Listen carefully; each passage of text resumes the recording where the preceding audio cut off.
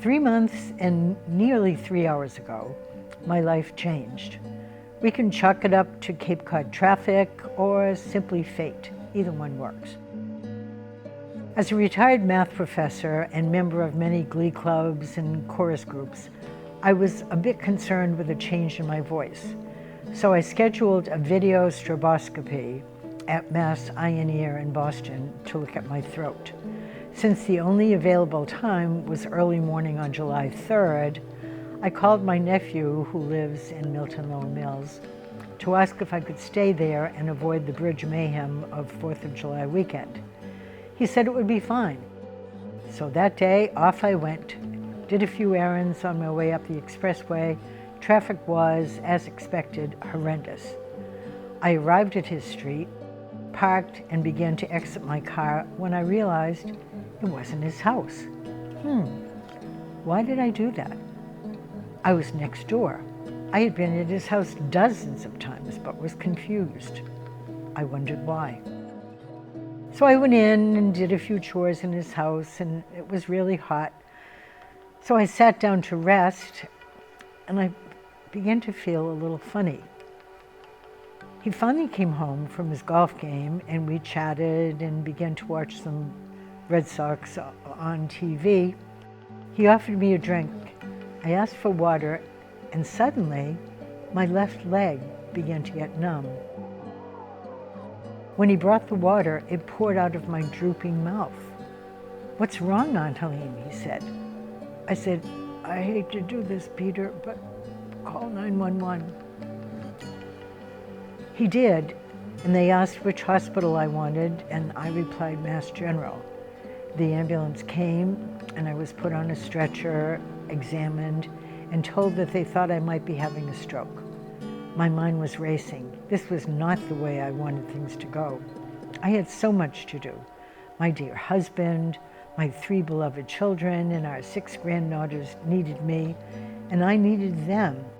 I wanted to know what would happen, where they'd go to school, what kinds of jobs. Suddenly, I felt myself leaving the gurney and floating away. Really weird.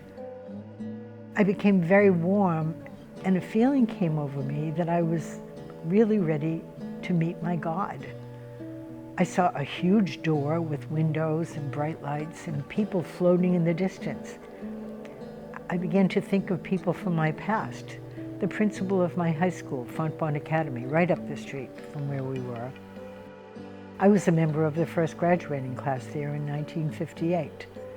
I thought of my parents, a cousin, and a neighbor who had recently passed away, friends from my time as a volunteer in La Ceiba, Honduras, where I worked as a teacher for the employees of Standard Fruit Company. And I wondered if they were behind that door.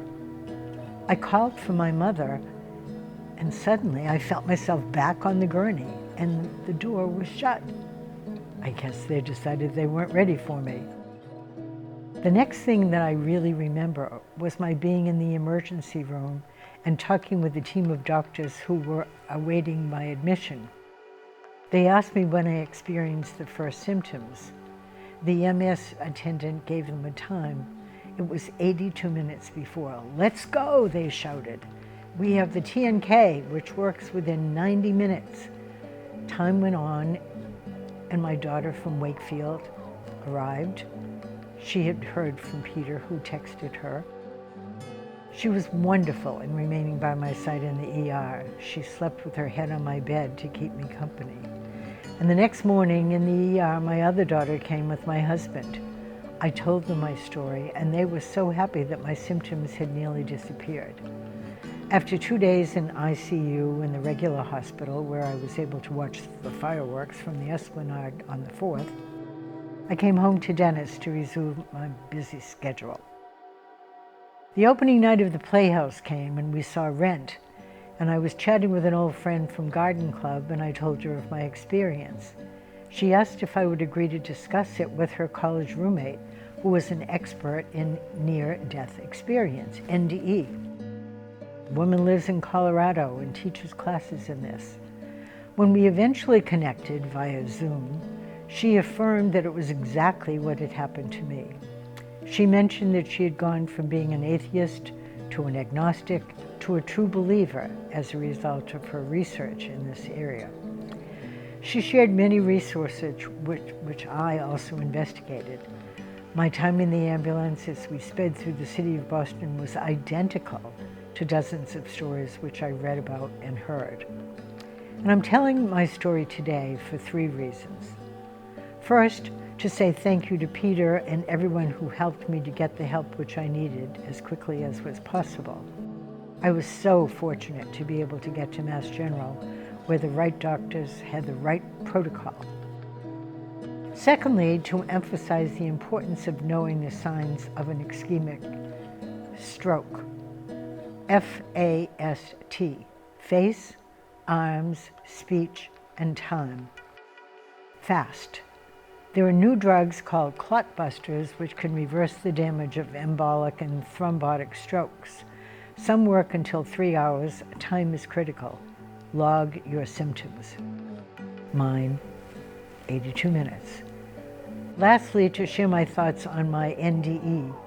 Death is a natural subsequence of living a good life. When I felt the warmth and the peace of knowing that it was almost my time to pass, I wasn't afraid. I felt love, I felt peace, and I wasn't afraid to enter the next stage of my being. Everyone's going to do that. Finally, I thank Decal for the opportunity to share my thoughts with you here today. Finally, at the very end, live every minute of every day as if it's your last one, because you never know. Cherish each other.